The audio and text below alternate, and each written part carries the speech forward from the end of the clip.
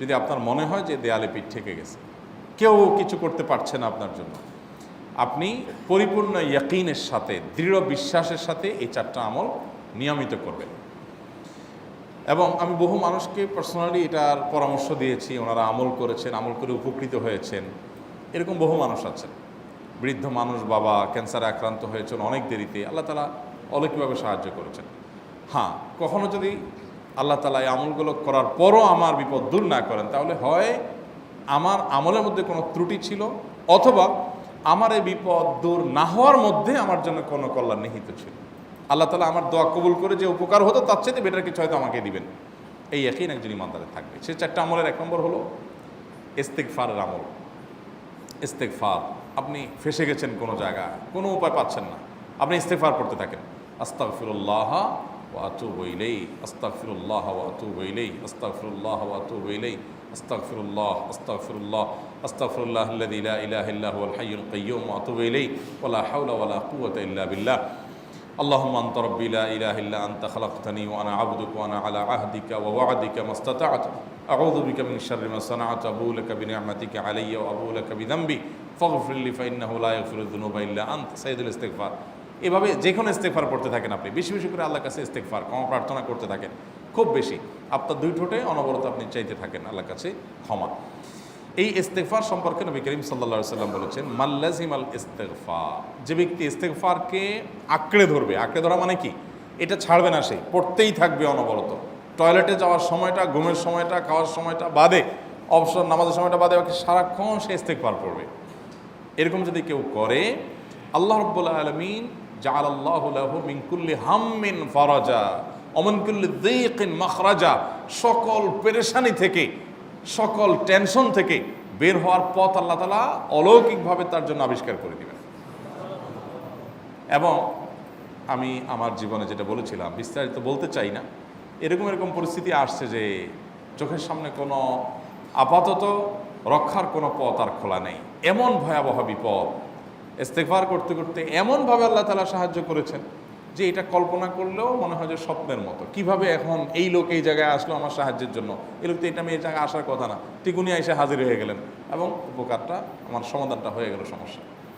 তো আলহামদুলিল্লাহ, বহুবার আমি পরীক্ষা করেছি, আর আমার পরীক্ষার 2 পয়সার দাম নাই। হাদিসে বলা আছে, গ্যারান্টি দেওয়া আছে, আমার পরীক্ষা করলেই কি না করলেই। তাহলে একটা আমল হলো কি, ইস্তেগফার। সব সময়ের জন্য এটা কন্টিনিউয়াস করবেন, আর এমনিও অবসর সময় ইস্তেগফার করবেন। আরবদের মধ্যে সৌন্দর্য আছে, তারা বিভিন্ন ডাক্তারের ওয়েটিং রুমে বা বিভিন্ন জায়গায় মানুষ যেখানে অপেক্ষা করে পাবলিক প্লেসগুলোতে লিখে রাখে ইস্তেগফার করুন, আপনার হাইওয়েগুলোর পাশে লেখা থাকে ইস্তেগফার করুন, এবং তারা আসলে একটু পরপর দেখা যায় ইস্তেগফার করে। ভালো মন্দ গুণ সবার মধ্যে আছে, তাদের এই ভালো গুণটা আছে, ইস্তেগফার বেশি বেশি করা। আমরা ইস্তেগফার সচরাচর এইভাবে অনবরত অবসর সময় করার অভ্যাস অনেকের মধ্যেই নাই। আমরা এটা চালু করবো ইনশাআল্লাহ। বিশেষ করে যখন কোনো সমস্যা হবে, তখন ইস্তেগফার চলতে থাকবে মুখে অনবরত। ধীরে ধীরে মহব্বতের সাথে নিজেকে, নিজের পাপ অপরাধগুলোর কথা স্মরণ করে আল্লাহর কাছে মাফ চাইতে থাকবো, পেরেশানি দূর হবে ইনশাআল্লাহ। 1 নাম্বার 2, দুরুদ। নবী করিম সাল্লাল্লাহু আলাইহি সাল্লামের প্রতি দুরুদ পাঠ করা, এটা যদি আপনি নিয়মিত করতে থাকেন মহব্বতের সাথে, আল্লাহুম্মা সাল্লি আলা মুহাম্মদ ওয়া আলা আলি মুহাম্মদ কামা সাল্লাইতা আলা ইব্রাহিম ওয়া আলা আলি ইব্রাহিম ইন্নাকা হামিদুম মাজিদ, আল্লাহুম্মা বারিক আলা মুহাম্মদ ওয়া আলা আলি মুহাম্মদ কামা বারাকতা আলা ইব্রাহিম ওয়া আলা আলি ইব্রাহিম ইন্নাকা হামিদুম মাজিদ। আপনি একবার ছোট দুরূদ যদি পড়েন, সাল্লাল্লাহু আলাইহি ওয়াসাল্লাম, সাল্লাল্লাহু আলাইহি ওয়াসাল্লাম, আল্লাহুম্মা সাল্লি আলা মুহাম্মদ ওয়া আলা আলি মুহাম্মদ, শুধু এইটুকু পড়েন। জাযাল্লাহু আন্না মুহাম্মাদাম মা হুয়া আহলু, শুধু এইটুকু পড়েন। আপনি এভাবে যেই কোনো দুরূদ নবী করিম সাল্লাল্লাহু আলাইহি ওয়াসাল্লামের প্রতি যদি পড়েন এবং পড়তে থাকেন অনবরত, ইস্তেগফারের পাশাপাশি দুরূদের ক্ষেত্রে নবী করিম সাল্লাল্লাহু আলাইহি ওয়াসাল্লাম বলেছেন যে এইটা তোমার জন্য যথেষ্ট হয়ে যাবে। তুমি যদি আল্লাহর কাছে আর কোনো দোয়া করতে না পারো, শুধু দুরূদটা পড়ো, তোমার সব পেয়ে যাবে, কিচ্ছু লাগবে না। এক সাহাবী বলছেন, রাসূলুল্লাহ, আমার দোয়ার মধ্যে দুরূদ কত পার্সেন্ট রাখবো? আমি তো আমার অনেক কিছু আল্লাহর কাছে চাইবো, দুরূদ মানে তো নবীজির জন্য দোয়া, মানে আমার জন্য তো আমি দোয়া করবো, আপনার জন্য দোয়া কত পার্সেন্ট করবো? 1/3, 1/4, তারপরে হাফ, এবার বিভিন্ন পার্সেন্টেজ বলছিলেন তিনি। নবী করিম সাল্লাল্লাহু আলাইহি ওয়াসাল্লাম বলেছেন যে হ্যাঁ, এর বেশি করতে পারলে আরও ভালো, আরও ভালো। তো ভদ্রলোক এর বেশি, ওই সাহাবী রাদিয়াল্লাহু তাআলা আনহু, তিনি এর বেশি বাড়াতে একটা পর্যায়ে বলছেন যে আমি সব দোয়া আপনার জন্য করি। নবী করিম সাল্লাল্লাহু আলাইহি ওয়াসাল্লাম বলেছেন, তাহলে তোমার আর কোনো দোয়াই করতে হবে না, এর মধ্যে সব দোয়া চলে আসবে। কারণ আপনি যদি বলেন আল্লাহ আপনার নবীর প্রতি আপনি রহমত নাজিল করেন, আপনার নবীর প্রতি আপনি শান্তি নাজিল করেন, আপনি যেটা দোয়া করেন, তো আল্লাহকে আল্লাহর নবীর প্রতি আপনি রহমত নাজিল করতে বললে আল্লাহ তাআলা আপনার প্রতি রহমত নাজিল করবেন কি করবেন না? আপনি কাউকে খুশি করতে চান, কার কাছ থেকে কিছু আদায় করতে চান, তার ছেলেটারে যদি হাদিয়া তোহফা দেন, আদর যত্ন করেন, তো বাই ডিফল্ট অটোমেটিকলি ওই লোকের সিম্পেথি আপনার দিকে আসবে কি আসবে না? চোখ বন্ধ করে আসবে। তো আল্লাহর নবীর জন্য যখন আপনি দোয়া করবেন তখন আল্লাহ তাআলা আপনার মধ্যে রহমত নাজিল করবেনই, এটা নবী সাল্লাল্লাহু আলাইহি ওয়াসাল্লামের ওয়াদা। যে কোনো পেরেশানি, তিনি আরো বলেছেন যদি কেউ দুরূদের আমল করে নিয়মিত, আল্লাহ রাব্বুল আলামিন তার সকল পেরেশানির জন্য যথেষ্ট করে দিবেন। এই আমলটাকে সবগুলো দূর করার জন্য যথেষ্ট হয়ে যাবে। এই দুরূদের আমলটা আমি দেখেছি সুবহানাল্লাহ গুলির মতো কাজ করে। আজকের ঘটনা, এক ভদ্রলোক সকালে একটা টেলিভিশন চ্যানেলে, বেসরকারি চ্যানেলে প্রোগ্রাম শেষ করে নামছিলাম লিফটে, তো উপস্থাপক উনি বলছিলেন যে ভাই মানে দুরূদের আমল পড়ে আমি কিছুদিন আগে একটা ইয়াতে মানে এমন একটা অবস্থা যে এইটা থেকে বের হওয়ার কোনো পথ আর নাই, শুরু করলাম দুরূদ অনবরত, এরপরে আল্লাহ তাআলা আমাকে এমনভাবে উদ্ধার করলেন আমি কল্পনা করতে পারিনি। আলহামদুলিল্লাহ এই আমলগুলো করে অনেক ভাইরা আমাকে অভিজ্ঞতা জানাইছেন যে আলহামদুলিল্লাহ তাদের অভিজ্ঞতা হলো কি। হ্যাঁ, ওই যে বললাম কখনো যদি আল্লাহ তাআলা আপনার দোয়া কবুল না করেন তাহলে হয় আমার ত্রুটি আছে, আর না হলে আমার জন্য আল্লাহ তাআলা এর চেয়ে বেটার কিছু রেখেছেন, আমি সেই ইয়াকিন রাখবো ইনশাআল্লাহ বিইذنিল্লাহ। আর এই দোয়াতে সমাধান হবেই হবে, সে বিশ্বাস থাকতে হবে। নবী করিম সাল্লাল্লাহু আলাইহি ওয়াসাল্লাম বলেছেন, হাদিসে কুদসিতে আল্লাহ বলেছেন আনা ইনদাযান্নি আবদি বি, বান্দা আমার প্রতি যেমন ধারণা করে আমি তেমন আচরণ করি। আপনি যদি চিন্তা করেন করে দেখি হয় কি না, দেখি ট্রাই করি, তাহলে ওই আল্লাহ তাআলা বলবেন ঠিক আছে দেখতে থাক।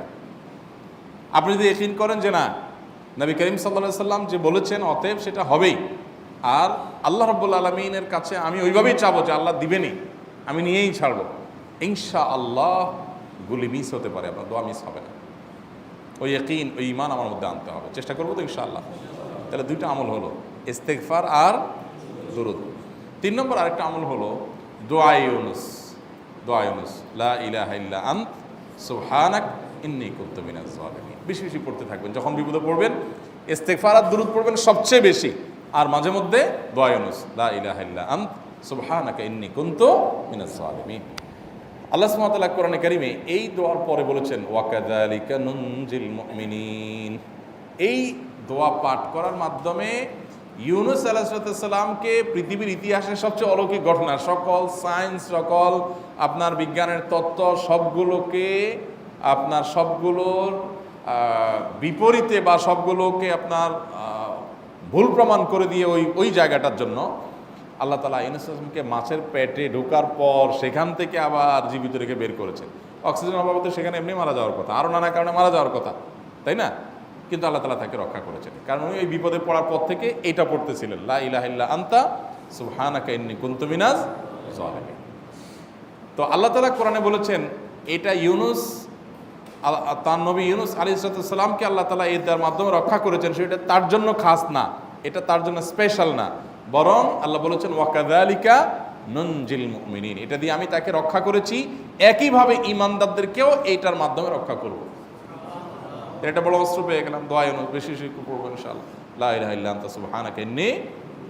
আমার দেশে আবার দেখা যায় বিপদ হয়ে গেলে তখন হুজুর ভাড়া করে যে ভাই আপনারা সবাই মিলে এটা 1 লাখ বার পড়ে দেন, 1.25 লাখ বার পড়ে দেন, টাকা দিব আপনারা পড়ে দেন। আপনারটা আপনি পড়বেন ভাই, হুজুরদের কাছে দোয়া চান সমস্যা নাই, আর হুজুরদেরকে খাটায়া টাকা দিবেন কেন, এমনি টাকা দিবেন না দিয়া।